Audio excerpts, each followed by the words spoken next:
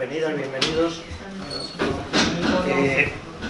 Vamos a hacer un acto de presentación de un libro y de presentación de la autora, lógicamente, pero también decir que este va a ser el primer acto de la Comisión de Educación del CAUM, por lo menos en este año. No queremos que sea ni el último ni el penúltimo, queremos muchos más.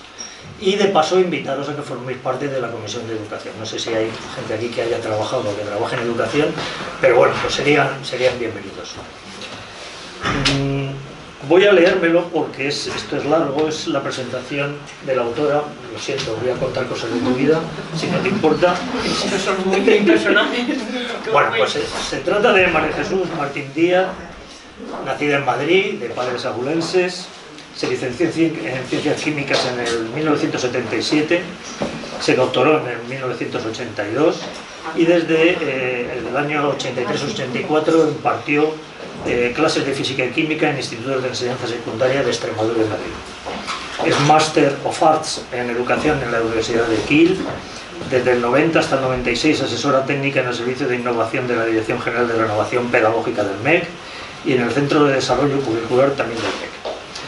Desde el curso 2003-2004 hasta el 2015 ha impartido clases en el Instituto Jorge Manrique de Tres Cantos como catedrática de Física y Química. Ha publicado artículos, libros sobre motivación, enseñanza-aprendizaje, uso de la ciencia ficción en el aula, alfabetización científica y ciencia, tecnología, sociedad, naturaleza de la ciencia y competencia científica. Vamos, cualquier cosa. Pero hay más aspectos.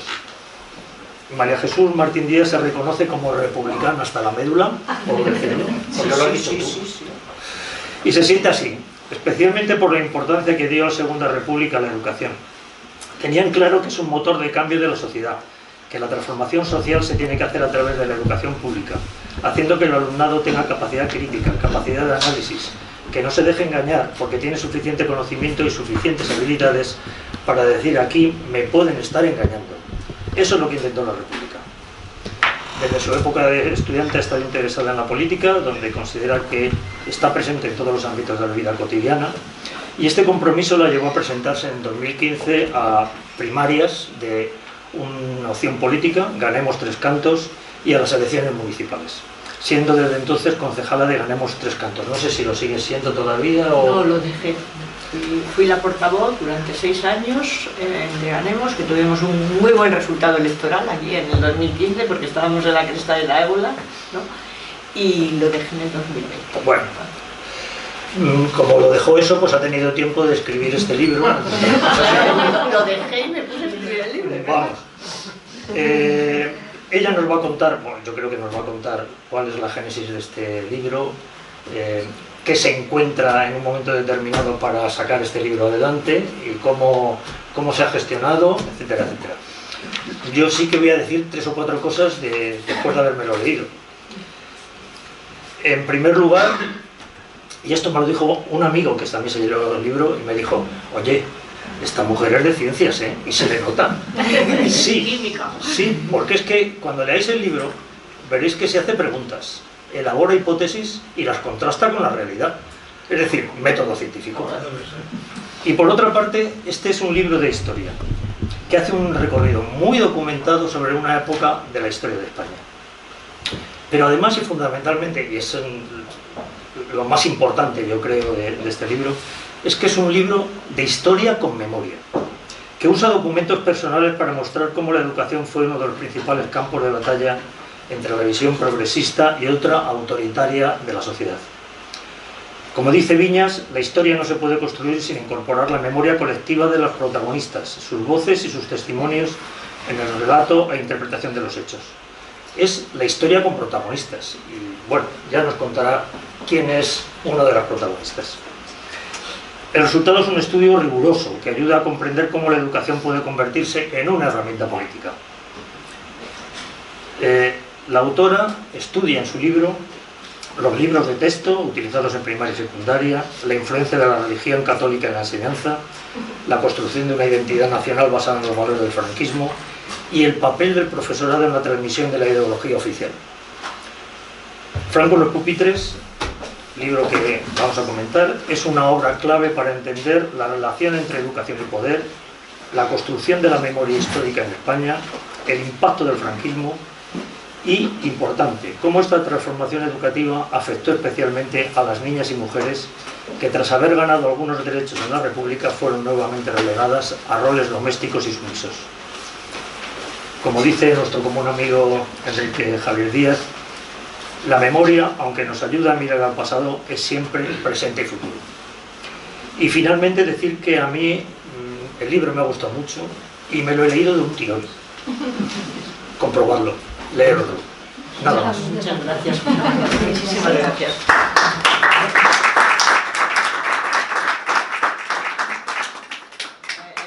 Bueno, en primer lugar, daros las gracias por vuestra presencia aquí. Es que estoy encantada y os lo agradezco muchísimo. Quiero también empezar, porque luego me voy liando y hablando bastante, dando las gracias a la editorial. No sé, ahora mismo lo hablaba con Ana, que el libro está muy bien editado, está muy cuidado. La verdad es que Ana, la editora, y Juan Carlos se lo tomaron con muchísimo entusiasmo y lo han editado con mucho cariño, y no quiero que se me pase este agradecimiento a la editorial. Y dicho lo cual, pues bueno, ¿cuánto tiempo tengo? Porque me tengo que regular. ¿Cuánto tiempo le damos? ¿3 cuartos de hora? Empieza ya, sí. ¿Hasta las 8? Vale. Bueno, pues efectivamente yo en el año 2020 dejé en julio, dejé de ser portavoz en el Ayuntamiento de Tres Cantos del grupo de la coalición que se hizo en aquel momento, la confluencia más bien, que se hizo allí, que se llamaba Ganemos Tres Cantos, y eso fue en julio, y en agosto me encontré de una manera fortuita con unos cuadernos escolares de mi madre que me empujaron a escribir este libro. Y bueno, fue un encuentro fortuito porque desde principios de los años 70 había unas cajas que habían viajado desde Madrid a casa de mis abuelos en un pueblo del Valle del Tietar, llamado en aquel momento, cuando escribió mi madre los cuadernos, llamado Escarabajosa, y que en el año 1955 pasó a llamarse Santa María del Tietar. Es un pueblo del Valle del Tietar que está muy pegado a la provincia de Madrid, casi cercano a San Martín de Valdeiglesias, que seguro que os suena más. Bueno, pues estas cajas que llevaban desde principios de los años 70 esperando a ser abiertas, porque habían viajado a casa de mis abuelos, porque yo vivía con mis padres en Madrid, en Villaverde Bajo, y bueno, por cuestiones personales nos cambiamos a una casa en el centro de Madrid, cerca de Cuatro Caminos.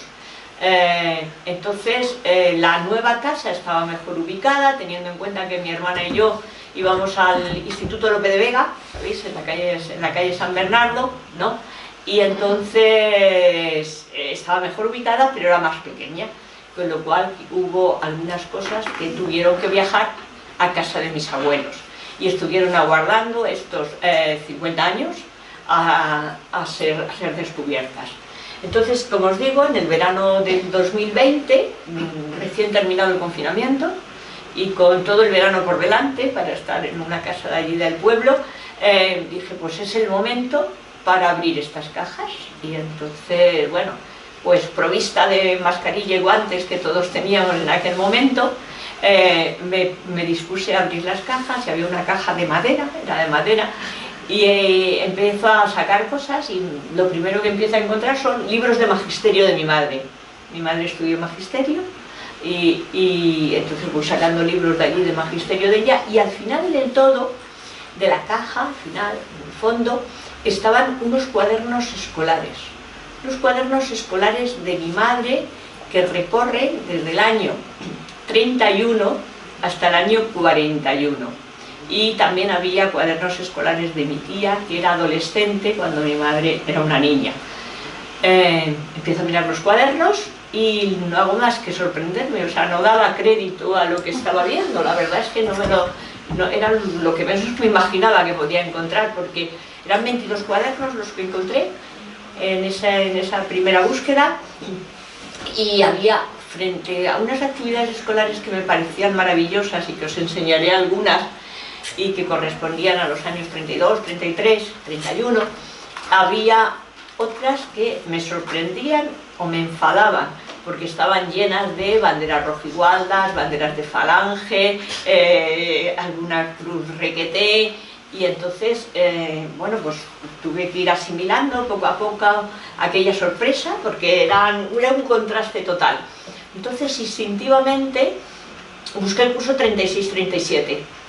Me imagino que os podéis imaginar por qué busqué el curso 36-37. Yo sabía que el golpe militar no había triunfado en el sur de la provincia de Ávila. O sea, siempre se dice que Castilla y León se sumó al golpe, pero no el Valle del Tietar. Es como si Gredos hubiese hecho de barrera que no permitió que entrase el golpe. Y entonces, en aquel momento, no tenía ni idea de la fecha en la que habían entrado los golpistas en el pueblo. Pues viendo el curso 36-37, como luego veréis más adelante con algunas actividades, se ve perfectamente la fecha en la que entran los golpistas en el pueblo. Es un cambio de una actividad a otra, ya veréis, que es que dice, no puede ser de otra manera, han entrado, ya han entrado. Bueno, entonces me puse a mirar aquellos cuadernos, que os digo que tuve que tomarlo con cierta calma, porque la verdad es que eran muy sorprendentes, y empecé a pensar que tenía la obligación de darlo a conocer, que era un documento historiográfico y que tenía que conocerse. Si pensáis un poco cómo se escribe la historia de la educación, o en qué se basa el estudio de la historia de la educación, lo primero que nos viene son las leyes, ¿no?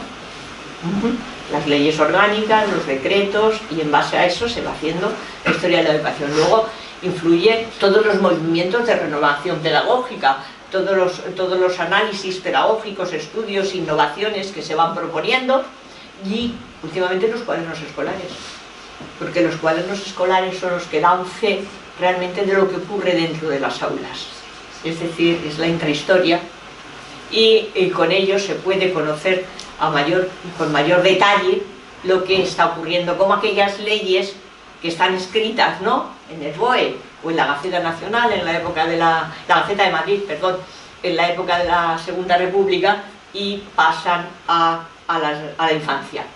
Entonces empecé a hacer un blog, escribí algunas cuestiones en el blog, y una pareja de amigos de allí del municipio en el que yo vivo, de Tres Cantos, que él es escritor, que ha muerto recientemente, pero cuyos libros os recomiendo, se llama Guillermo Galván, me dijeron, tienes documentados para un libro, tienes que ponerte a escribir un libro, porque realmente aquí hay un libro, merece la pena. Entonces poco a poco, sobre todo ella, Alicia, me fue convenciendo que sí, que todo empieza.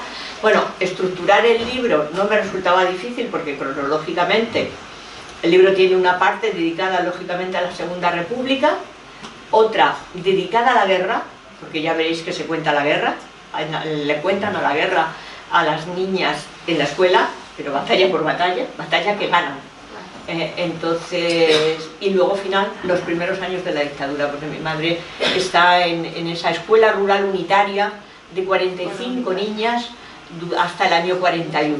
Y entonces, bueno, la organización en realidad es casi un tercio del libro dedicado a la República, a la época republicana, otro a la guerra, y finalmente otro tercio aproximadamente al tema del nacionalcatolicismo, que ya aparece durante la guerra, pero ya en la época de la dictadura, si nos da tiempo, comentando con las famosas conferencias patrióticas para celebrar la victoria de Franco. Esto es un poco la génesis, el origen del libro, y ahora os voy a presentar algunas actividades del libro. Voy a empezar porque a mí me parece que normalmente al principio las primeras presentaciones las hacíamos sin imágenes, pero luego empezamos a valorar que era muy interesante tener imágenes, porque pues al público le gusta ver imágenes, ¿no? Ay, se me ha ido otra vez. Ah, no, ya está. Bueno, no puedo levantar. Sí, sí.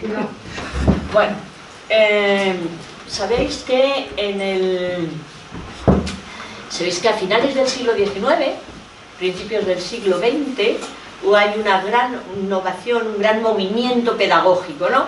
Hay autores que son conocidos por todo el mundo, ¿no? Si hablamos de Montessori, de Piaget, de Crowley, de Dewey, de Freinet, toda esta gente que aparece en Norteamérica y en Europa, empiezan a, yo digo, poner la educación en su sitio a través del estudio de la pedagogía, es decir, empiezan a dar la importancia que tiene socialmente la educación a través de los estudios pedagógicos que hacen. Hacen cosas muy interesantes, los nombres ya os suenan a todos, y en España además está la Institución Libre de Enseñanza, que se había creado en 1876, con Giner de los Ríos y Cosío y Salmerón y mucha más gente, ¿no?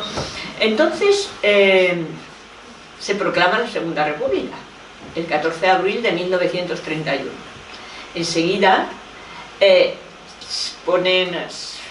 son conscientes de que la educación ha de ocupar uno de los lugares necesarios para transformar la sociedad que se habían encontrado después de la dictadura de Primo de Rivera y de la monarquía. Entonces, hay personas que estaban trabajando en todos estos movimientos pedagógicos. Seguro que os suenan los nombres: Lorenzo Luzuriaga, Rodolfo Llopis, Marcelino Domingo, Fernando de los Ríos, y estas personas que tienen esta formación pedagógica tan interesante y que además son amantes de la educación, se les pone al frente del Ministerio de Instrucción Pública. Y entonces estas personas son las que además van a llevar toda la cuestión innovadora a la escuela pública de la Segunda República. Es decir, quieren que la escuela pública de la Segunda República sea de calidad e innovadora y no segregadora ni elitista, que llegue a todos. Esto para mí es el paso importante del Ministerio de Instrucción Pública, porque había estos movimientos pero que tenían un cierto grado de elitismo, ¿no? Pues las personas que están en estos movimientos y que pasan a ser cargos del Ministerio de Instrucción Pública quieren que sea para todos, sin diferencia de clase social, sin diferencia de sexo, sin ningún tipo de diferencia. Para mí eso es lo importante, es básicamente lo importante. Y por eso quiero empezar, siempre me gusta empezar por una... a ver si encuentro las flechas. Aquí están. Voy a pasar... Siempre me gusta empezar por la circular de Rodolfo Llopis, el 12 de enero de 1932. Como bien sabéis... Por si acaso estoy... No me estorba. No me siento aquí. Como bien sabéis, la Constitución republicana se había aprobado el 9 de diciembre de 1931, después de unas elecciones constituyentes en junio del 31, se había aprobado la Constitución con algunos artículos bastante polémicos, como era el artículo 26, que era aquel que declaraba que la escuela era pública y que las órdenes religiosas se las separaba de la educación, con todo lo que ello supone. De hecho fue uno de los artículos más debatidos en el Congreso de los Diputados y Diputadas, y bueno, y aquellos primeros que decían que se dejaba de financiar a la Iglesia Católica y que el Estado era totalmente laico. Bueno, pues un año después de esa Constitución, el 12 de enero del 32, Rodolfo Llopis, que en aquel momento era director general de Educación Primaria, de primera enseñanza, manda una circular a los centros. Esa circular, que es conocida por un hecho, y es que se pide la retirada de los crucifijos de las aulas, ya que se ha decretado hace un mes en la Constitución que la educación es laica, con lo cual tienen que salir los crucifijos de las aulas, tiene otros aspectos desde mi punto de vista más o tan importantes como ese que es más conocido. Bueno, él habla primero de la necesidad de enseñar la Constitución en la escuela, algo que yo cuando doy charlas al alumnado de los grados de magisterio, incluso a segundo de bachillerato, les pregunto, ¿estáis de acuerdo con ello?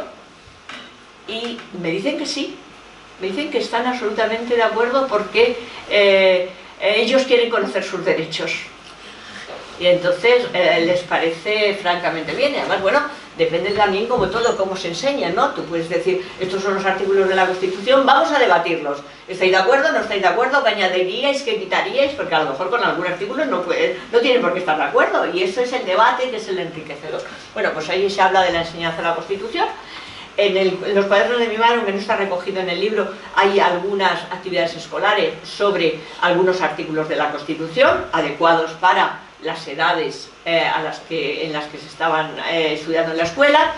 Y luego, bueno, la idea de que el maestro ha de ser educador y no solo instructor, o la transformación pedagógica de la escuela, de la que hablábamos, de la que venía el propio Rodolfo Llopis, o también la importancia de la escuela como centro social, es decir, como lugar de realmente de convivencia social de los pueblos, de los municipios. Pero yo quiero fijarme en el último. El último dice, y eso le voy a leer entero, dice: la escuela ha de ser laica. Toda propaganda social, política, filosófica o religiosa queda terminantemente prohibida en la escuela. La escuela no puede coaccionar las conciencias. Al contrario, ha de respetarlas, ha de liberarlas. Esta es la idea de la Segunda República sobre la educación. Es decir, hacer personas críticas, hacer personas libres, hacer personas que pueden tomar decisiones con conocimiento de causa. O sea, para ver que es que la Segunda República en ningún momento está adoctrinando. En ningún momento, frente al adoctrinamiento que viene después. Y además es que lo señala tan clarísimamente Rodolfo Llopis, porque el alumnado va a ser el punto de partida, sus intereses, sus competencias, sus capacidades, va a ser el punto de partida para la educación. No estamos educando a las mesas, a las sillas, estamos educando a personas. Y hay que saber lo que esas personas sienten, lo que esas personas quieren, lo que esas personas, a lo que a esas personas les interesa. Y esto es para mí el punto básico de la educación republicana. Entonces vamos a ver cómo algunas actividades de los cuadernos que se dan en aquella escuela unitaria. Esta es una actividad de mi tía, veis que está hecha el 5 del 12 del 33 y tiene 14 años. La voy a poner en más grande, mirad, para que la veáis mejor. Es un ejercicio de redacción y se llama Accidente, vuelco de un carro. Bueno, pues lo que cuenta aquí y lo que veis en el dibujo es que en una curva del pueblo ha habido un accidente de tal forma que la persona que iba en el carro se ha caído. Entonces, os podéis imaginar de qué hablaban las niñas aquel día en la escuela. Del accidente en el carro. O sea, no, es que era lo que había pasado en sus vidas, era lo más importante. Y la maestra, con muy buen criterio, recoge el interés de las niñas. ¿Para qué? Para enseñarlas los huesos de las extremidades inferiores, porque el hombre se había caído y se había roto el fémur. Entonces, bueno, esto es una contextualización de las actividades que es absolutamente innovadora. Ahora mismo, la didáctica se dice que hay que partir de los intereses de los alumnos, y en ese momento el interés, la conversación, la mente de las alumnas estaba en el accidente que había ocurrido en el pueblo. Entonces, la verdad es que esta contextualización es muy interesante. Hay más, ¿eh? Hay otra, no sé si sabéis que hubo una aurora boreal en el año 1938, que se vio en España y en toda Europa, pues también está recogida y hecha. Este es un ejemplo. Otro ejemplo de una actividad, que debo mirar el reloj porque si no, no me da tiempo. Voy a hacer... Es este es también de mi tía, que es también del 33, del noviembre del 33, antes de las elecciones, que sabéis que luego viene el bienio de derechas y que se paraliza todo lo que se estaba haciendo en actividad, en educación y en reforma agraria y en todo. Entonces realmente son 2 años los que hay el bienio hazañista para hacer toda la renovación que querían en la educación y en llegar a todos los niños, las niñas y los adolescentes. Entonces, esto se llama, también es un ejercicio de redacción, no sé si lo podéis leer, que dice, descripción de un viaje imaginario con apreciación de distancia, tiempo, dirección y gastos. Bueno, efectivamente, es un viaje imaginario a Sevilla, en la cual mi tía tiene que hacer por dónde van a pasar para llegar desde, pone Madrid, pero es desde Santa María de Tietar, desde Escarabajosa en aquellos momentos, a Sevilla. Es decir, es un estudio de contenidos de geografía, ¿no? Luego tiene que hacer un presupuesto de los gastos. Eso son matemáticas, ¿no? Y luego hay un estudio del patrimonio que van a ver. Con lo cual, también es una actividad de total actualidad porque recoge contenidos disciplinares de distintas materias, distintas áreas, ¿no? Y entonces, en un viaje imaginario a Sevilla, que es una actividad que se ha utilizado bastantes veces, se utiliza bastantes veces porque, bueno, además de estimular la curiosidad, la creatividad y tal, tienen que trabajar contenidos diferentes y luego, bueno, terminan con ese dibujo del tren, también me parece maravilloso, y al final mi tía termina diciendo que es una lástima que este viaje imaginario podía haber sido verdad. es que así es, o sea que eso. Luego termino ya mostrando actividades republicanas con la siguiente, esta la pongo también porque es un ejemplo de trabajo colaborativo. Esto es la construcción de una casa en cartulina. Entonces veis que este es el interior de la casa y esa es la fachada exterior. Y todas las 45 niñas trabajaron conjuntamente en esto. Las más pequeñas hicieron los muebles, es que tienen muchos muebles, los colorearon y tal, y luego las mayores fueron las que se encargaron de organizar y de estructurar las diferentes habitaciones. Y entonces, bueno, a mí me parece que en una escuela unitaria es interesante el que puedan colaborar, ¿no? Las mayores con las más pequeñas y con una actividad tan bonita como esta, aunque a mi tía la da pena que se ponga después la fachada exterior y no deje ver el interior, como ella dice. Esta también es de mi tía, la hace con 13 años, como podéis ver ahí, ¿no? La hace con 13 años. Bueno, las más pequeñas también hacían cosas bonitas. Esta es de mi madre, con 7 años, que hacían unos dibujos, bueno, simplemente es un dictado, ¿veis? Pero hacían unos dibujos, la verdad es que primorosos y tiernos. Esta, ¿veis? No, 7 años en aquí. Entonces, esto nos da un poco idea de lo que se estaba haciendo en la época republicana. Como os decía, yo me fui enseguida al curso 36-37, tengo por aquí el cuaderno, luego si le queréis ver, y como os dije, el golpe militar no triunfó el 18 de julio en esta zona, entonces el curso 36-37 comienza con una actividad en la cual se dice que ese curso ha empezado antes porque la Segunda República está muy preocupada por la infancia, entonces que piensa que el mejor lugar donde pueden estar es en las escuelas. Entonces que por eso comienza el curso antes de la fecha prescrita para eso. Luego si queréis le vemos, porque es una actividad bonita. Bueno, va avanzando y entonces... La voy a poner junta, yo creo. Entonces, llegamos, ¿veis la fecha? 28 de septiembre del 36, la podéis ver en la parte superior a la izquierda, ¿no? Bueno, pues se llaman derechos del niño.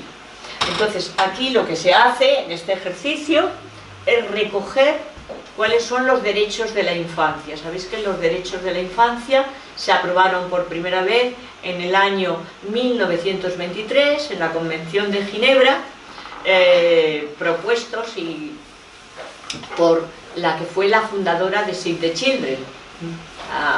Es que no soy capaz de acordarme del nombre, ni de pronunciarlo, la creadora de la mujer de Save the Children. Pero la Constitución Española de 1931 lo recoge expresamente, es decir, que España se adhiere a la Convención de Ginebra en lo que se refiere a los derechos de la infancia. Y entonces aquí en esto pues están contando un poquito cuáles son los derechos del niño. Por ejemplo, en el 3 podéis ver: en tiempos de calamidades públicas los niños debemos ser los primeros en librarnos de ella. Deben ponernos en condiciones de ganar la vida sin que nos exploten. Y luego tienen derecho al alimento, tienen derecho, la verdad es que está escrito con un lenguaje más cercano a una niña de 9 años, como veis que es, pero recogen estos derechos de la infancia. Ya ha sido el golpe militar, ¿eh? A continuación, el 13 de octubre, hay un dibujo, a mí me gusta mucho, me parece muy bonito, y esto es lo que hay el 16 de octubre del 36. Es decir, vuelven los crucifijos a las aulas. Veis claramente un dibujo de un crucifijo, ¿no? Que una amiga de Bellas Artes me dice que es muy malo, pero que es... Y entonces aquí cuenta mi madre, dice: lo he hecho el jueves por la tarde. Entonces dice: al entrar hemos visto un cuadro muy bonito que es el crucifijo, y después nuestra maestra nos estuvo explicando por qué hemos tenido que ponerle. Bueno, veis que no están corregidas todas las actividades y hay faltas de ortografía. Entonces dice: y después nos pusimos a coser, y bueno, entonces esto es el 16 de octubre del 36. Efectivamente, comprobado después con las actas de los plenos del ayuntamiento, el archivo municipal, los golpistas entran el 9 de octubre del 36. Y además está claro que el gobierno municipal era republicano, porque dicen que se han encontrado todo el ayuntamiento absolutamente destrozado, que se han llevado las actas de los sitios de los plenos anteriores, que se han llevado hasta el sello del ayuntamiento, los comunistas ponen. Entonces es la entrada de los golpistas. Y esto lo recoge mi madre, esto es el 16 de octubre, pero es que lo vuelven a repetir el 23 de octubre, pero en una actividad que se llama de otra manera, se llama la reconquista de la iglesia y la reposición de los crucifijos en las aulas. Mi madre había escrito imposición, ¿eh? Lo que pasa es que se lo corrigen. Imposición, reposición, después lo veremos, y esto ahí se ve más claro todavía lo de la imposición. Entonces, bueno, aquí cuenta lo que han hecho ese día, el día 21 de octubre, pues lo que estuvieron haciendo, las misas, los desfiles y tal. Pero fijaros que predicó un capellán muy bien, y después de misa nos pusimos en 2 filas, los niños y las niñas, los de falange y todo el personal, para ir a poner los crucifijos a las escuelas. Y termina diciendo: después hubo desfile de los falangistas por todo el pueblo cantando el himno fascista. Mi madre tenía 9 años. Entonces, en este momento va a cambiar radicalmente esta educación que veíamos anteriormente, porque en la parte de la República, además de las actividades que os he enseñado, pues actividades sobre el gobierno no he encontrado más que cuando es el nombramiento del Niceto Alcalá Zamora como presidente del gobierno provisional, nada más proclamada la Segunda República. Y bueno, de las elecciones, hablando de las elecciones, que tengo un capítulo del libro que se llama Las elecciones, y recojo las elecciones del 31, las elecciones del 33 y las elecciones del 36. Si al final nos da tiempo, os enseño lo de las elecciones del 33, porque los demás son 2 descripciones asépticas, no así en las elecciones del 33. Y una bandera de cuando empieza el curso 36-37, esa actividad que os decía que había que recoger, adelantar el curso escolar para que la infancia estuviese en las escuelas. Pues esa bandera, esa actividad choca mucho, porque debajo aparece una bandera rojigualda. Pero ¿cómo esto es posible? Y es que si te fijas, es que han quitado el morado y encima han pintado el rojo. Entonces, pero es la única bandera que aparece frente a la profusión de cuestiones del movimiento, de cartas a Queipo de Llano, a cartas a Mola, a cartas al caudillo, banderas rojigualdas, banderas de falange, que vamos a encontrar a partir de este momento, porque a partir de este momento las actividades terminan con un arriba España. Entonces está claro. De las actividades que, para no prolongarme mucho, porque claro, y no quiero además aburriros, podéis preguntar cuando queráis, o sea, vamos a hacer esto en plan charla, así no hablo yo tanto seguido. Pues mirad, os decía que la guerra de España se puede seguir perfectamente a través de los cuadernos escolares. Es decir, que cada vez que hay la toma de alguna ciudad por parte de los golpistas, hay una actividad escolar. Nunca cuando tienen un fracaso. Es decir, cuando no consiguen tomar Madrid en noviembre del 36 o en la batalla de Jarama, eso no se nombra, solo aparecen los éxitos. Que además desde el punto de vista, como docente que soy, desde el punto de vista pedagógico, me parece un error absoluto, porque tienen que aprender a gestionar los fracasos. Es decir, todo en la vida no son éxitos, va a haber fracasos en la vida y las niñas y los niños tienen que aprender a gestionar también los fracasos. Bueno, pues lo más grave de eso, lo más grave de la guerra es que consiguen lo que quieren, y es meter la guerra en la escuela. Meter la guerra en la escuela y hacer que las niñas tomen partido por los sublevados, por los golpistas, ¿no? Porque la verdad es que son escalofriantes algunas de las actividades. Yo he cogido una, que es la siguiente, y porque me parece muy representativa, para no ponerlas todas. Esta es la toma de Barcelona. Está terminando la guerra, es el 26 de enero del 39, y la alegría que tienen los golpistas es doble, por así decirlo. Es decir, ha caído Barcelona, que era roja e independentista, es decir, lo tenía todo. Entonces, ¿y por qué elijo esta? Porque me parece que tiene algunas cosas significativas. Bueno, ya veis aquí las banderas, como siempre, las rojigualdas, falange, las flechas, la cruz de los requetés, pero ¿veis que tiene negrita? Tiene negrita, esto está hecho con plumilla. O sea que se supone que utilizan plumilla de distinto grosor, ¿no? Para escribir la negrita. Entonces, ¿qué está con negrita? Está con negrita el título, Barcelona incorporada a la España de Franco. Está con negrita, si veis aquí, unas fechas. Y son las fechas de las distintas tomas de las distintas ciudades. Bilbao, Gijón, Lérida, Castellón. Se las repiten tantas veces que se las terminan aprendiendo. Es decir, se tienen que saber las fechas en las que van cayendo las diferentes ciudades. Y bueno, y también está en negrita la palabra España, y vivan nuestros defensores, viva España. Mi madre tiene 11 años cuando realiza esta actividad. Esta se ve peor, pero la pongo porque esta es la caída de Gijón, y la verdad es que es más dura que la anterior, porque en ella se queda claro una deshumanización y una demonización de los rojos.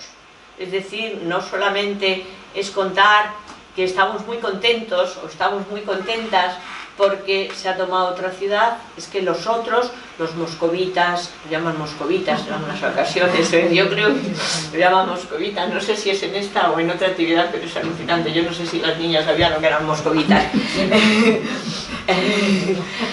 Los rojos es una deshumanización total y absoluta. A mí me parece muy terrible el que se introduzca a las niñas en la guerra y se les obligue a tomar partido.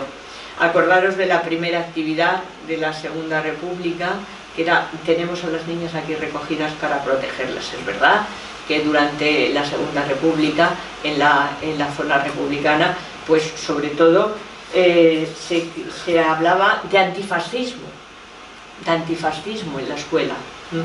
Recordar que estuvo mucho tiempo Jesús Hernández de ministro de Educación, que era del Partido Comunista, y entonces además estaba muy vigilado por el resto por los republicanos, por los socialistas y por tal, que se hicieron muchas cosas en la época de guerra, pero el mensaje que se daba, ¿verdad?, a los niños sobre todo era antifascismo, no era partidista. Por eso os digo, por la propia pluralidad de la Segunda República. Bueno, esta es otra actividad que aparece en marzo del 38, ¿no? Y se dice un interesante circular sobre la enseñanza primaria. Ya veis que siempre las banderas no faltan, ¿no? Por ningún sitio, pero esta la pongo sobre todo porque, por lo que dicen aquí, la educación que se debe dar es educación religiosa, patriótica y cívica. Y sobre esto cada día se tiene que llevar un ejercicio con grabados. Todos los domingos y días festivos se debe ir niños y niñas a la misa parroquial, con la bandera nacional y dirigidas por su maestro. Y después se izará la bandera en el balcón, entonando el himno nacional y al arriarla. Por la tarde se ejecutará lo mismo. Es decir, es que es un adoctrinamiento permanente, constante, ¿no? Y aquí lo dejan también meridianamente claro. Bueno, otra de las cuestiones importantes en la época del nacionalcatolicismo es la religión. Es la religión. Hay artículos escritos diciendo que ¿quién gana? Si la Falange o la Iglesia Católica en la educación. Daros cuenta que la presencia de la Iglesia Católica es, desde aquel momento, es como si la Iglesia tomase su revancha. Había sido separada de la educación, se pedía una educación laica que no era, que había libertad religiosa y libertad de cultos. Lo único que dijo la Segunda República es sacar la religión de las escuelas y decir que la religión se debía enseñar, se debía impartir en los centros religiosos, nada más, que es el lugar donde se debe impartir, ¿no? En sinagogas, mezquitas o iglesias. Entonces, bueno, pues lo que os decía, yo los artículos que he leído, la mayoría opina que el vencedor frente al falangismo fue la Iglesia Católica. La Iglesia Católica, además, empieza a hacer se les da potestad para hacer todo tipo de colegios, proliferan los colegios religiosos, de hecho bajan el porcentaje de colegios privados religiosos frente a los colegios públicos, aumenta muchísimo, desciende mucho el de colegios públicos porque aumenta el otro y porque no se construyen más, ¿no? Entonces la religión, y esto lo hemos vivido, por lo menos yo, como muchos de los aquí presentes, por las canas, ¿no? Lo que supuso la religión en nuestra educación. Voy a enseñar algunas actividades que me parecen muy representativas. Fijaros, luego si nos da tiempo hablo de la maestra, porque es importante. Había cuadernos que yo llamo generales, en los que hay actividades de diferentes disciplinas, y siempre había de religión, pero luego además había cuadernos específicos de religión. Mi madre tiene 3 cuadernos específicos de religión. Uno de los cuadernos específicos de religión se llama dibujos catequísticos, y este es uno de los dibujos catequísticos que no está explicado, le tenemos que interpretar. Yo os voy a dar mi interpretación y me decís si estáis de acuerdo o no. ¿Veis allí unos angelitos? Que entonces son los responsables de la escritura del catecismo de la doctrina cristiana, es decir, que todo fluye desde Dios y aparece en el catecismo de la doctrina cristiana. Del catecismo es de donde surgen la gramática, la geografía, la física, la filosofía y el álgebra, es decir, todo viene iluminado por el catecismo, que es la educación importante y realmente importante. Fijaros, y luego hay algunos que merecen ir al fuego eterno. Son la novela, el cine y la tragedia. Es decir, bueno, ya sabéis que Pío Baroja, por la Concapa, hubo protestas diciendo que no se enseñase nada, no se leyese a Pío Baroja en los centros escolares. Pío Baroja, ¿eh? Y luego, sin embargo, hay otros que son oro, como es la geometría, la historia y la lógica, pero al final da igual, porque hasta el oro, cuando llega a la muerte, terminará en el fuego eterno. esa es mi interpretación, no sé si queréis añadir algo o no, porque no, la verdad es que el dibujo, a mí el dibujo me parece impresionante e impactante, ¿no? Es decir, que y que indica lo que pensaba sobre el tema de la religión. Bueno, esta es una actividad también de religión, esta la pongo sobre todo porque me parece preciosa, me parece francamente bonita, veis que es simplemente a través de dibujitos y con las letras como si fuese una parte de jeroglífico. Entonces es un mes de junio hablando de la iglesia.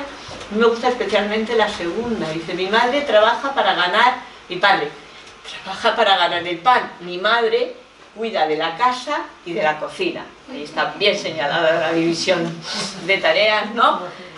Pero Dios es quien da salud a mis padres y quien hace madurar el trigo, las hortalizas y las frutas. O sea que esta es... la verdad es que están muy trabajadas, ¿eh? O sea, podéis... Y luego hay un cuaderno que está ahí puesto, os lo voy a enseñar. Es un cuaderno que tiene... Es este, es un cuaderno de los de religión, que tiene... Ahora voy pasando. Unos cromos, yo llamo unos cromos negros. Todas las niñas no harían eso también, ¿no? Yo no lo sé, yo. Es precioso, ¿eh? Es precioso. ¿Te gusta? Sí, Bueno, fijaros las horas que tienen, ¿eh? Muy paciente, muy eso es colas, ¿no? Eso yo lo llamo cromos, porque no sabía. estampitas, como estampitas. Cromos. Si me dais otro nombre un poco más serio, yo lo adapto, porque es que... Pero qué maravilla, tía. Bueno, Es que Con 12 años. es increíble. Un artista. La librita, ¿no? porque yo me preguntaba qué era esto. Desde siempre. Es un cromo, ¿verdad? Yo pensé que salía en el chocolate. Bien grande y bien negro.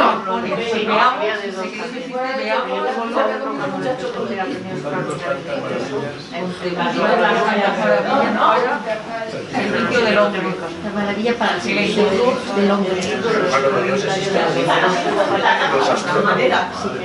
Así me encontré la caja del té. Sí, cómo no. Mira, además que las orlas son una preciosidad. Es un artista. Bueno, pues en el libro aparecen algunas, ¿veis, no? Entonces, es esto yo decía. ¿Y dónde conseguirían esos cromos negros? Pues buscando en otra caja, encontré dónde venían. Y era un catecismo explicado con gráficos y ejemplos.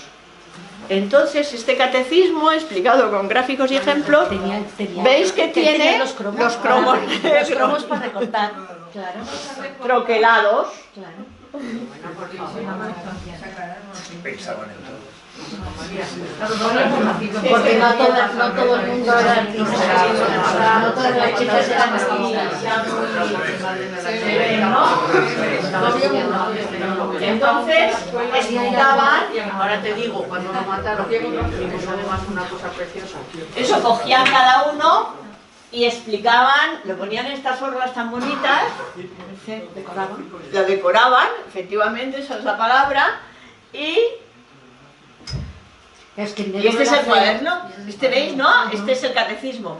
Que el otro día, presentándolo en Segovia, una de las personas que asistían me dijo que Daniel Llorente, que es el autor, fue un obispo de Segovia, en la época de principios de la dictadura, que él lo conocía porque era creativo también. Sí, sí, y entonces fijaros, algunos los hemos sufrido personalmente, Pecador alerta, ¿y si murieras esta noche en pecado mortal? ¿Cuántas veces nos han dicho eso? Sí, cuánto miedo nos han metido, ¿verdad? Con esto. Pero sin embargo hay otros que yo creo que tendrían que venir teólogos o teólogas a decirnos lo que significan, de verdad, muerte, juicio, infierno y gloria, con unas letras cada vez aquí, es que son difíciles de interpretar, pero están explicados, todos los que están quitados están explicados. Bueno, pues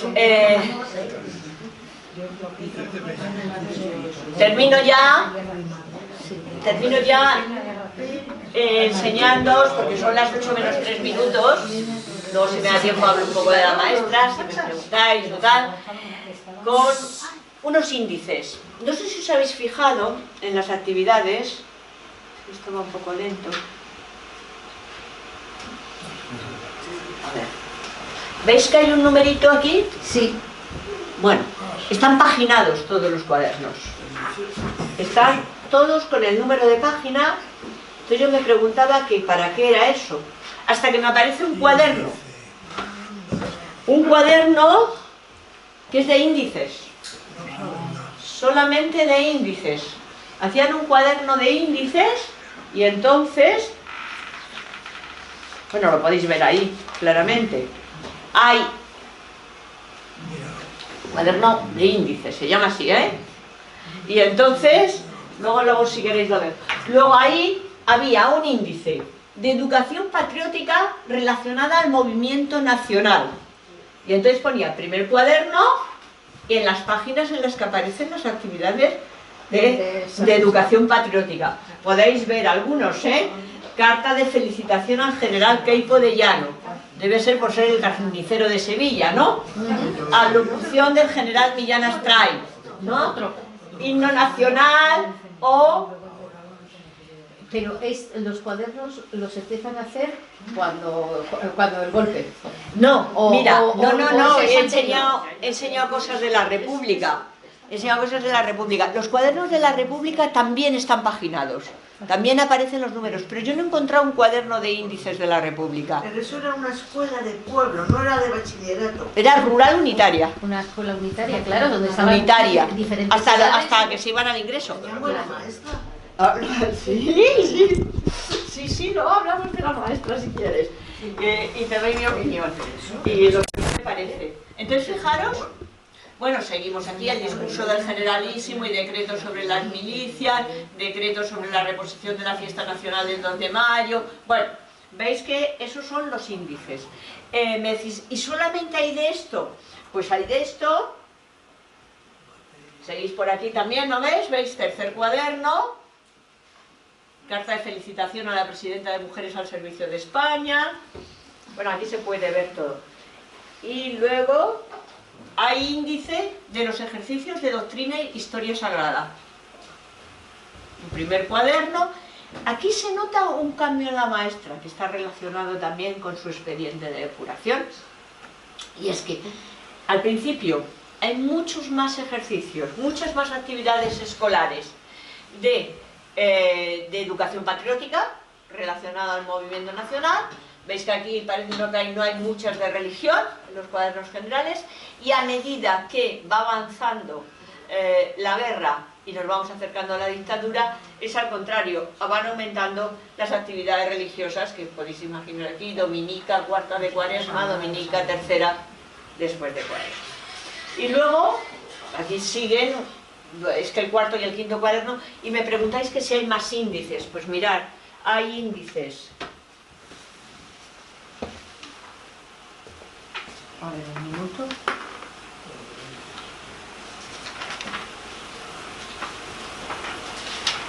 Hay índices de biografía, que tiene 4 actividades. Esto es un índice de biografías, veis el número de actividades que tiene. Y hay un índice de geografía y de historia de España que tiene una hojita. Entonces nos podemos preguntar, ¿por qué hace la maestra estos índices? ¿Qué diríais? ¿Por qué hace la maestra estos índices? Que lo presentaba la inspección. Por si iba a la inspección, ¿no? Yo creo que era por si iba a la inspección. ¿Qué forma más que iba? En la época de la República fue clarísimamente, porque la República tuvo muchísima importancia la inspección, ¿no? Es decir, con el decreto del del 32, ¿no? Y además innova totalmente lo que es el papel de la inspección. Y hay una actividad de que fue la inspectora allí a la escuela en la época republicana. Pero aquí yo creo que ella se cura en salud con esto, ¿no? ¿Qué hemos estado haciendo? Esto hemos estado haciendo, ¿no? Y es posible. Pero lo más seguro es que ya a partir de que entran los sublevados, la maestra no sería la misma. Sí.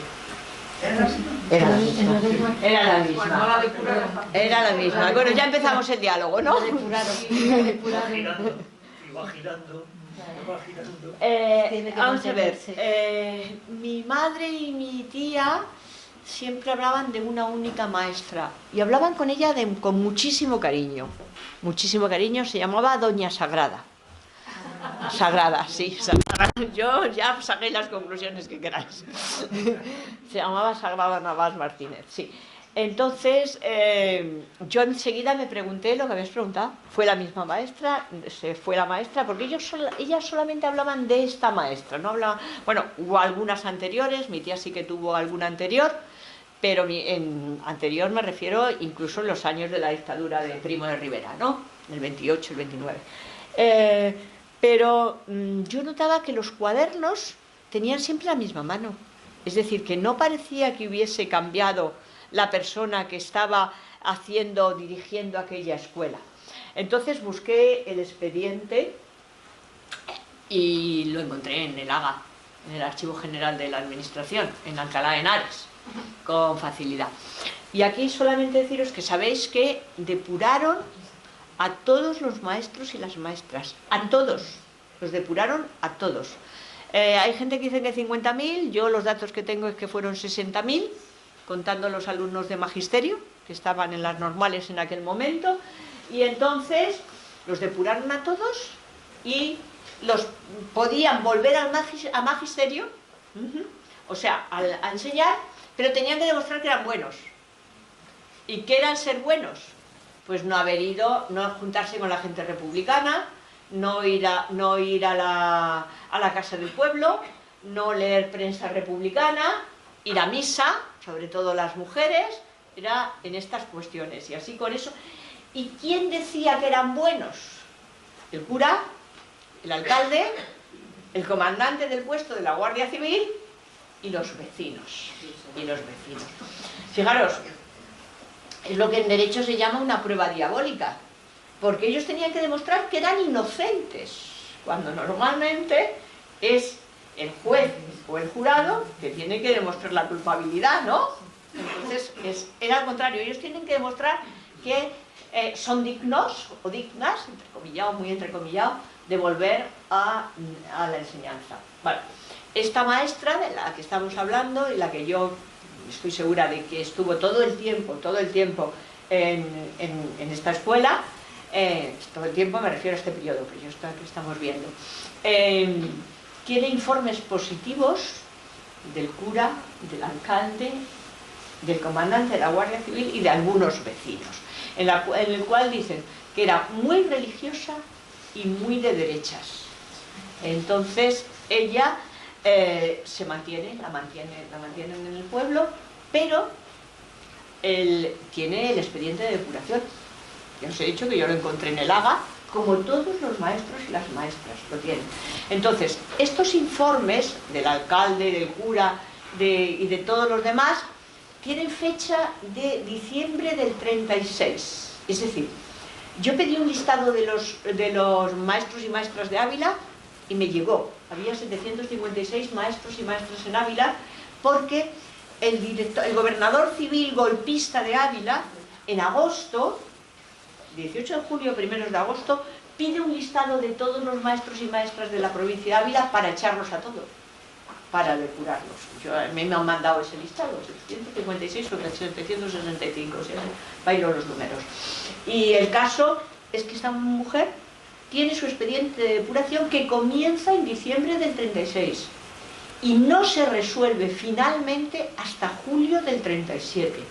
Es decir, que aunque ella sigue dando clase, ella está sometida a la comisión depuradora. Sabéis que hubo 4 comisiones depuradoras según el nivel de educación, La resolución de la Comisión Depuradora es en abril del 37, pero después pasa a la Comisión de Educación y Cultura y hasta julio del 37 no le dicen que es libre de sospecha. Os podéis imaginar que el come-come interior de esta persona, los méritos que tuvo que hacer, ¿no?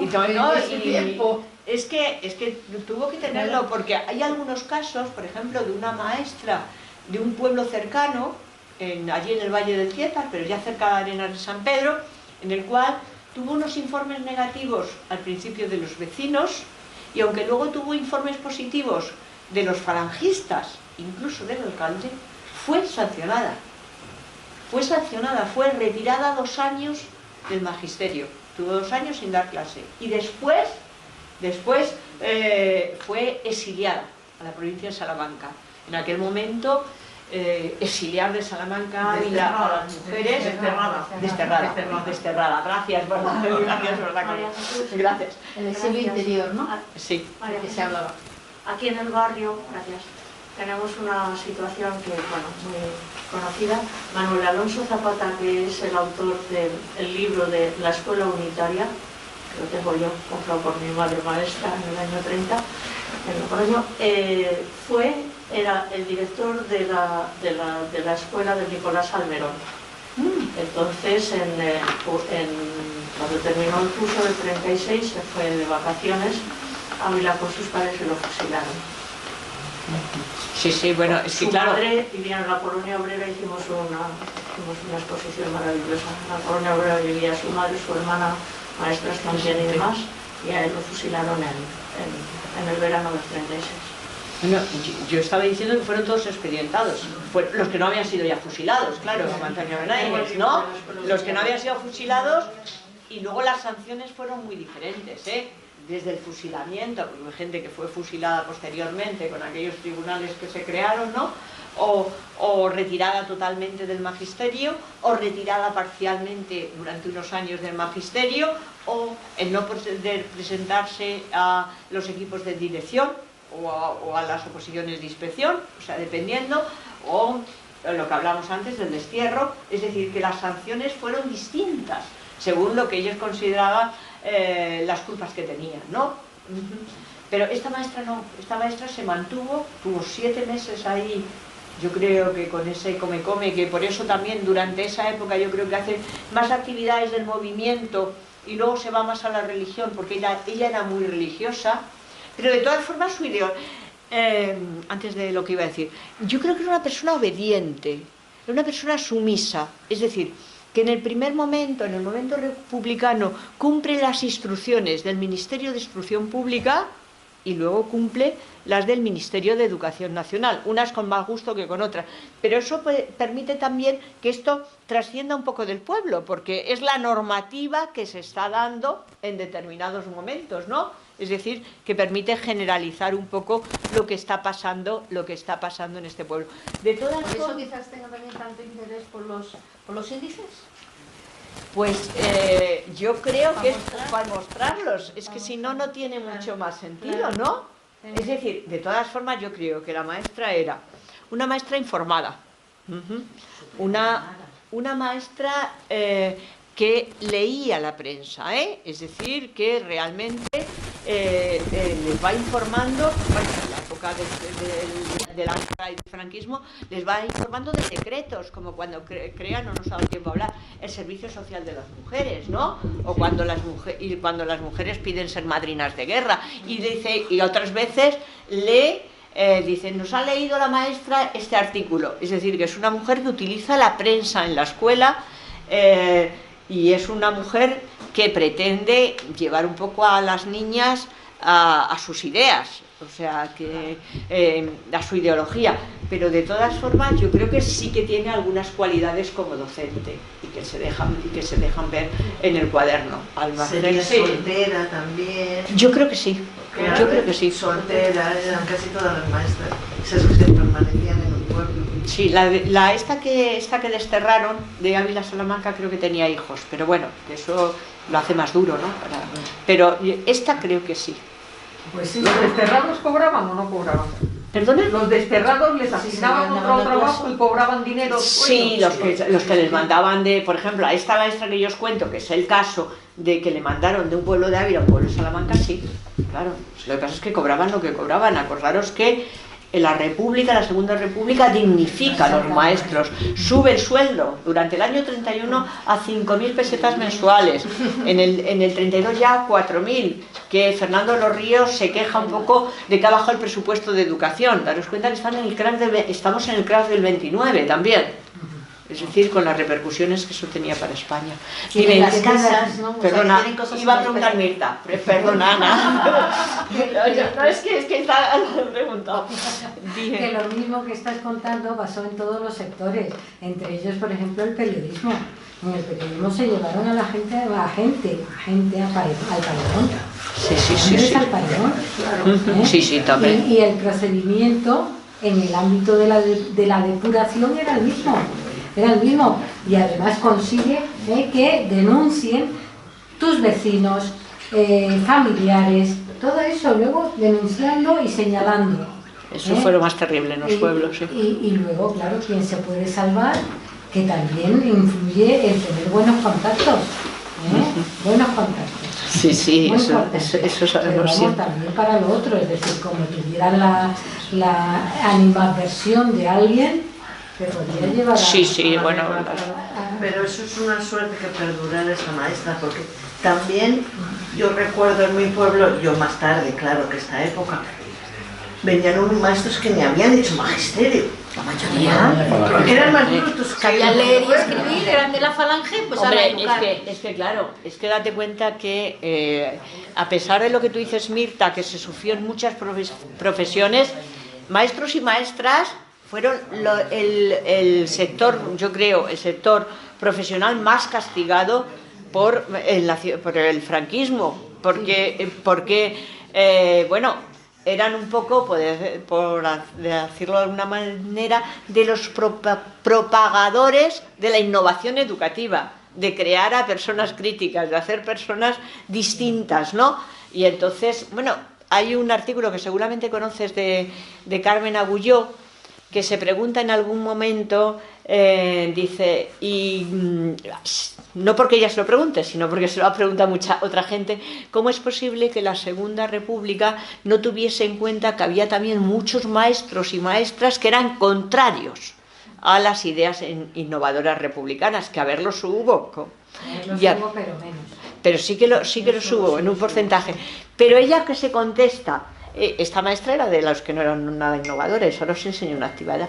Y entonces ella se contesta, porque la Segunda República estaba tan convencida, el bienio zañista, el Ministerio de Instrucción Pública, de la bondad de las ideas republicanas educativas, que estaba segura que iba a convencer a la mayoría del magisterio español. Un poco de ingenuidad por parte de la República, pero hubo muchos cursos de formación.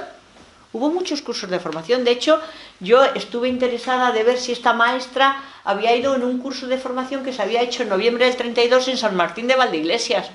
Y pidí el listado de los maestros porque me hubiese gustado que hubiese ido. Pero no estaba entre ellos. Entonces, la verdad es que perdimos una oportunidad buenísima. Yo os quería enseñar otra cosa. Bueno, más preguntas. Es más interesante. El comentario que decías antes de maestros que no tenían título. ¿Qué?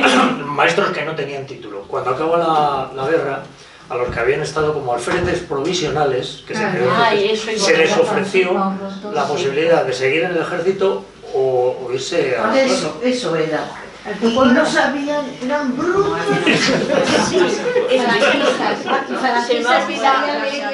Alféreces provisionales. Y a las chicas, a las señoritas de la sección femenina, eran las que nos enseñaban. Sí, eso se me ha olvidado que esa era la respuesta final. Sí. Yo era chica, pero había uno que era... Un maestro en el pueblo que decía, maestro falangista, que decía, ¿para qué quieren aprender a leer y a escribir estos niños si se van a ir al campo? Sí.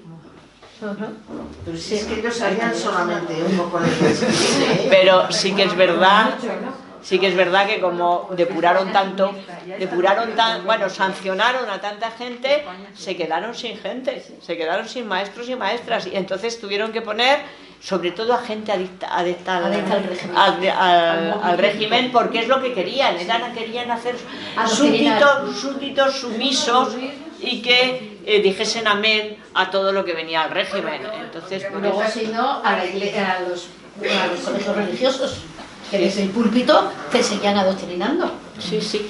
Allí hay una pregunta. Está usted, a ver. Bueno, yo creo que por la edad que tenemos todos, hemos estudiado todos en la escuela la enseñanza franquista, ¿no? Y entonces a mí me enseñaron con una enciclopedia Álvarez y el primero era parvulitos y lo primero que enseñaba era religión, y luego en las demás también había asignatura, primero historia sagrada, luego religión y luego ya gramática, ¿no? Lengua española. Pero también en lengua española tenía que meter religión, o sea que si ponían un verso tenía que ser por, no sé, Santa Teresa o algo así. Entonces, era muy subversivo. Lo primero es meter religión a toda pastilla. Y luego el catecismo también. Antes de hacer la primera comunión, a lo mejor con 7 años, primero el catecismo aprendiendo en la escuela. Y luego iban a la iglesia, me decían a la misa en latín, el sacerdote, y tenían que estar las niñas a un lado del sacerdote, los niños al otro, en medio las mujeres y con el velo en la cabeza, y atrás los hombres y con la cabeza descubierta. Eso era norma así, fijo, ¿no? Y entonces, la religión era tan importante que nadie nos atrevíamos a decir nada, porque es la única religión oficial.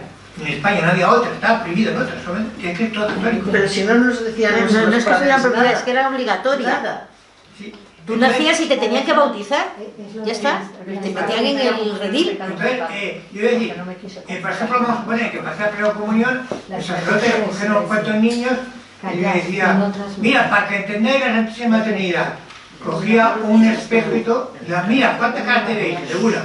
Ahora la rompía en muchos trocitos y dice, ¿cuántas caras veis? Una en cada trocito del espejo. ¿Y ves? Así es Dios. 3 chiquitos, pero juntos como unos sordos. Eso, ¿cómo se puede dudar? Luego cogía a lo mejor 3 cerillas. Es una demostración. Cogía 3 cerillas, las apuntaba la cabeza a la cerilla, encendía la cabeza y dice, mira, 3 cerillas por uno se la llama. ¿Ves? Así es Dios. Y dice, uno pero dividido en 3. Era muy pedagogo, ¿eh? Era muy pedagogo. Y luego enseñaban que milagrosamente la hostia que era pan sin levadura se convertía en carne de Cristo. Y el vino, que era vino de buena calidad, claro que decía, vino bueno, de cosas, ese era sangre. Pero es que se lo veía todo. Mojado. De la vinajera de agua, que era para la mano, puso 4 gotas. Pero del vino, vamos, todo dentro. Es cierto. Había algún otro comentario más. Perdona. El cura iba en pueblos pequeños a 3 pueblos a la misa el domingo. Pues cuando terminaba la última misa ya iba haciendo eso. Ya, claro, de lo que se había bebido. Entonces, todavía ahora hay muchas personas que son católicas. Yo cuando cumplí la mayoría de edad, 21 años de edad, me di de baja de bautismo. Se llama por apostasía, ¿no? Y claro, yo me enteré ya cuando tenía 16 años de edad, que en el año 76 salió ya la ley de libertad religiosa. La católica todavía sigue siendo oficial del Estado, pero ya están permitidas otras. Entonces ya me di cuenta que hay muchas mentiras en la católica y tuve que esperar hasta cumplir mi edad para darme de baja, porque si no me dejaban, la religión de tus padres. Entonces cuando cumplí mi edad, lo primero que dejaba el cura, oiga, dame de baja. Y me dice el cura, bueno, tu nombre no te lo borro del libro del bautismo, dice, porque si te pones a hacer católico no te lo pongo otra vez. Pero pongo una nota al lado de que has renunciado. Él me dio un papel firmado por él como que ha recibido de renuncia, y yo le di un papel ahí. Sí, pero no te siguen contando. Te siguen de la provincia de Segovia, ayuntamiento más actual de Corrientes, pero en una pedanía se llama Villarreal de Pelón, porque era un pueblo pequeño, ¿no? Entonces ahora no sé la Segovia, pero cosa más. Y los católicos, los segovianos eran todos muy católicos, todos muy... Fabuloso también. Fíjate que todavía, luego, mis padres me metieron en Madrid ya, en una escuela de salesianos para estudiar formación profesional industrial. Y todavía eran frailes. Los únicos que no eran frailes eran los que llamaban clases de taller, ¿no? Pero los demás eran todos sacerdotes. Y muchos están enfadados, dice, los sacerdotes dicen, si yo no estudiaba para aguantar a los niños aquí, o sea, trabajaban de mala gana. Y cuando ya terminé la profesión industrial, ya no estudié la profesión industrial, pero ya fui a la escuela de peritos y maestros, ya no fui a la escuela de Salesianos, que era pecho, ¿no? Y ya dije, bueno, voy a salirme ya de estos y porque ya tengo bastante capacidad para elegir por mi cuenta, no como en la... Vamos a cortar que hay más preguntas, ¿vale? Y claro que todavía ahora, yo veo a muchos españoles y españolas que aunque saben de que la religión está muy metida en la escuela, les da miedo de darse de baja del motivo como yo, y decir, dejar de ser católico. Esa es otra charla. Luego podemos hablar de la iglesia, de la educación. Hay más preguntas, hay más palabras. Vamos a escuchar. Solo es una cosa. ¿Estáis hablando de recién acabada la guerra o en guerra todavía? Bueno, ya. Estamos, el final es hasta el año 41. Bueno, hasta el año 41. En los años 90 estaba de ministra, o así, sí, Esperanza Aguirre, De ministra de Cultura. que teníamos que tener centros bilingües. Sí, del Y en esos bilingüismo. centros bilingües, los que no sabían inglés eran los profesores de inglés. Que no pronunciaban bien el inglés. Entonces tenían que venir ingleses a dar clases de inglés. Y entonces, no sé dónde haría propaganda en Inglaterra, porque no tengo ni idea. La cosa es que debieron de ofrecer unos buenos salarios a la gente para que viniese a España a dar clases de inglés.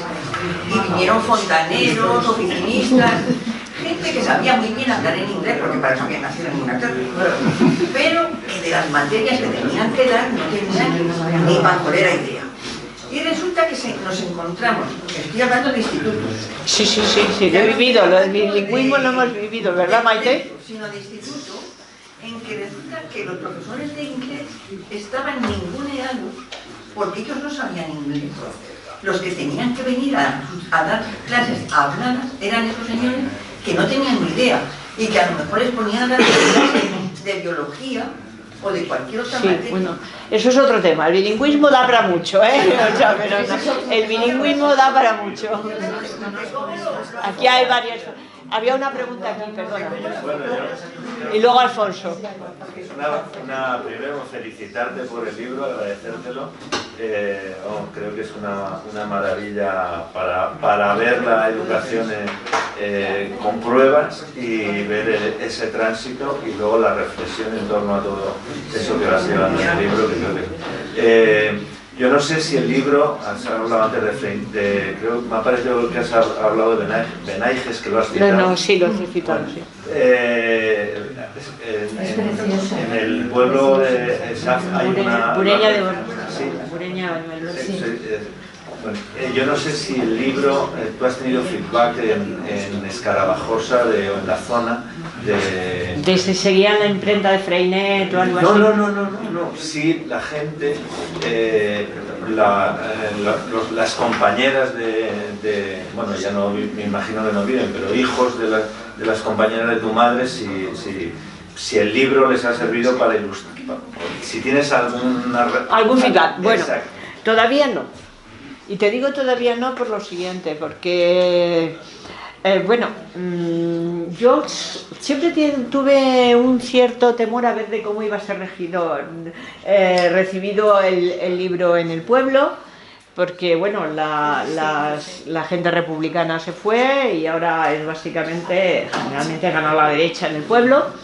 Entonces siempre he tenido un cierto resquemor al respecto, ¿sabes? Pero es verdad que me han invitado a un club de lectura, a hacer en un club de lectura que hay allí en el pueblo, a discutir el libro.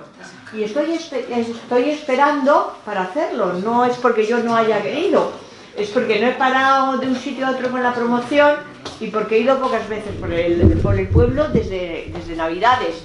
Pero sí que espero, este verano que estaré allí con más tranquilidad, si siguen con el club de lectura, sí, porque me gustaría hablar con las personas del pueblo, son hijos, nietos y tal, y ver si hay más cuadernos de este tipo, o sea, porque seguramente habrá más cuadernos de otra gente, y sí que estoy interesada, o sea, ya os digo que tenía un cierto resquemor, pero me invitaron, fueron a casa a decirme que se habían enterado de que había publicado un libro, porque fue La aventura del saber a grabar un programa de televisión, no sé si lo habéis visto ahí en el pueblo, que está muy bien, 10 minutos, es una preciosidad, lo hicieron muy bien, La aventura del saber, y entonces se enteraron en el pueblo y fueron a decírmelo, y yo les dije que sí, y además es que estoy abierta a ese feedback, a esa crítica desde la gente del pueblo, y sobre todo si hay más que podamos comparar, más cuadernos, porque seguramente hay más gente que los tenga recogidos, porque en esta charla siempre me habla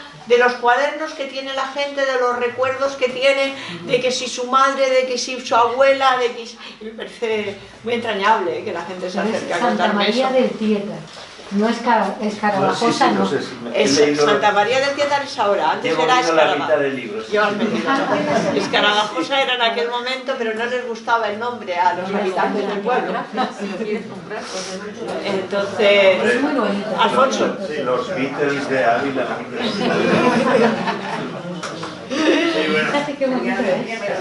Está muy bien editado. La verdad es que la religión ha sido terrible en aquellos tiempos para tu tía, para tu madre, pero yo en el año 65 entraba, bueno, de la religión nos contaban barbaridades como que eran tremendos para niños a lo mejor de 10 años o 8, ¿no? Como que un conquista había entrado en la iglesia, había comulgado falsamente y se había llevado la hostia en la lengua, llegaba a casa y la clavó en la pared,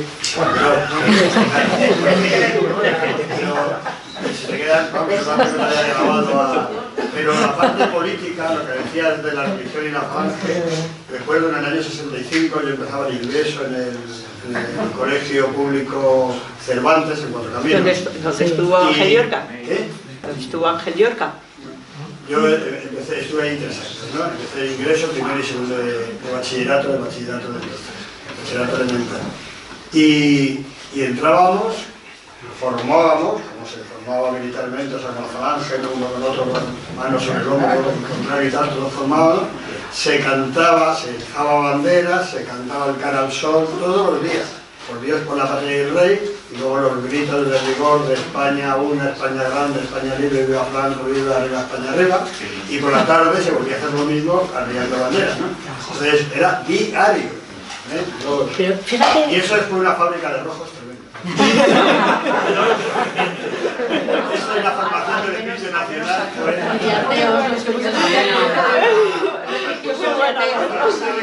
En la carrera, recuerdo, yo creía que eso ya se había acabado.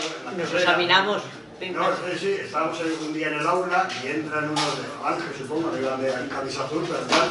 Y empiezan, en vez de entrar nuestro profesor, que esperábamos, no recuerdo cuál, que tenía que entrar, entran ellos, empiezan a repartir unas hojas y teníamos que hacer un examen y mirando, claro, te das cuenta de lo que estaba tal, nos miramos, tal, hasta que ya yo uno de los primeros nos levantamos, ven a poco y se empezó a levantar la gente y nos fuimos, se dejamos flotar, ¿no?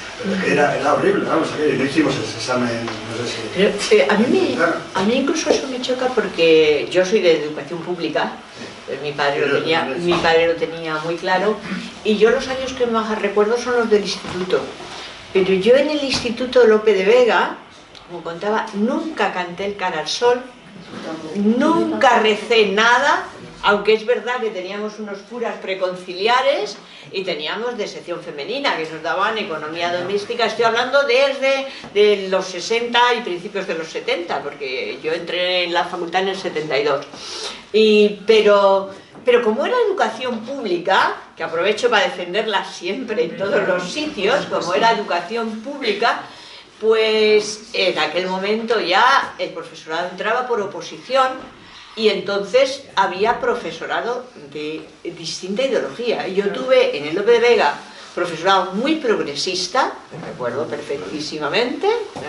Solo de chicas, entonces solo era de chicas, no, la educación no había.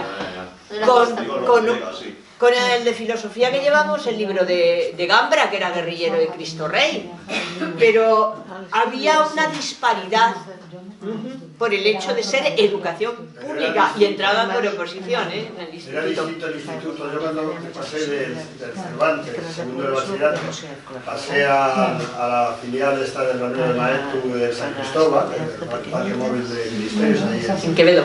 Sí. mucho antes de la que veo, ahí ya no se cantaba nada de esto y tal, pero en Cervantes, no sé por qué, fue... Eso era porque había estado Ángel Llorca y había que castigarlo. Yo soy de Beatriz Galindo y yo nunca he rezado nada. Y he hecho todo el bachillerato, incluso hasta el preu, de la última de preu. Pero yo creo que... La última de preu no voy a hacer. Sí, en mayo sí. Pero es que yo creo que en los institutos públicos, la verdad es que como había muchos catedráticos, sobre todo, de asignaturas, que eran izquierdosos totales. Sí, yo también lo he tenido. Sí, ya al finales de los 60 y a principios de los 70, pero eso es lo bueno de la pública. Eso es lo bueno de la pública, que se entra por oposición, no por ideología, no por un ideario. Y es que eso lo tenemos que defender siempre, porque es fundamental, ¿eh? Es fundamental. Había mucho refugiado, ¿no? Pues además llega todo el mundo. Claro, eso es importante. Yo en el Santa Marta, en el Creu, tampoco nunca cantábamos ni nada. Y tuve profesores... Bueno, si os parece, vamos terminando, porque ya hay corrillo. Espera, yo estaba en cuarto de carrera haciendo química en Zaragoza y salíamos...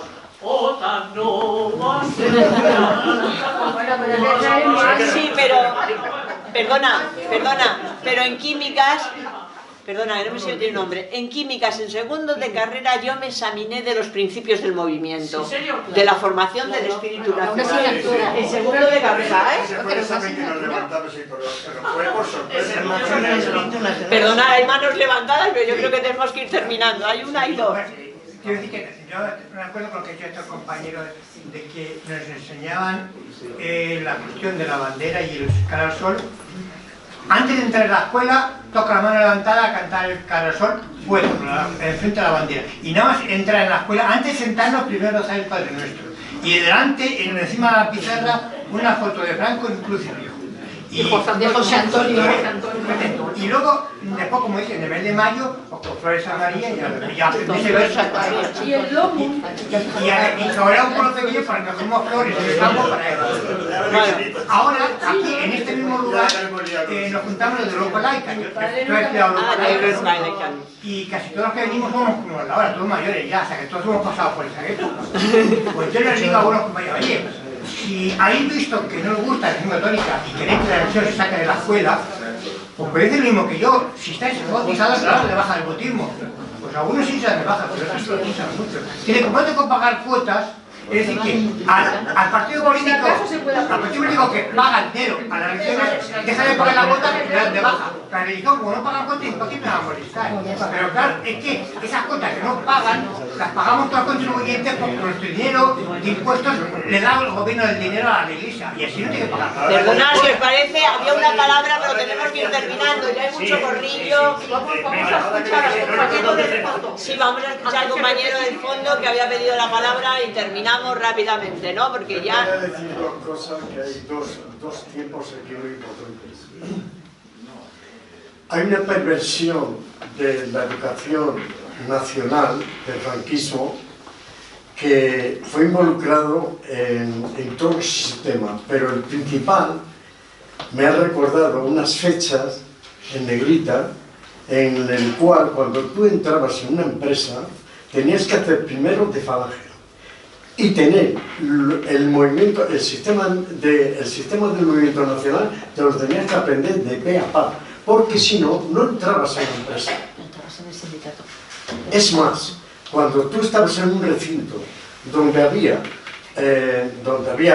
republicanos castigados para hacer presas, hacer subestaciones, líneas eléctricas, porque no había nada después de la guerra. Redención de penas por el trabajo. Redención de penas por el trabajo. Pero es que claro, hay dos tiempos ahí en el cual la infancia está sometida a una educación nacional cristiana, nacional católica. Y luego hay otra que con esa base tienes que entrar en una empresa que tienes que ser falangista, si no, no podías entrar. Eso ha sido, en el año tenía 15 años y entré de aprendiz con ese sistema, si no, no entrabas. Y si aprobabas.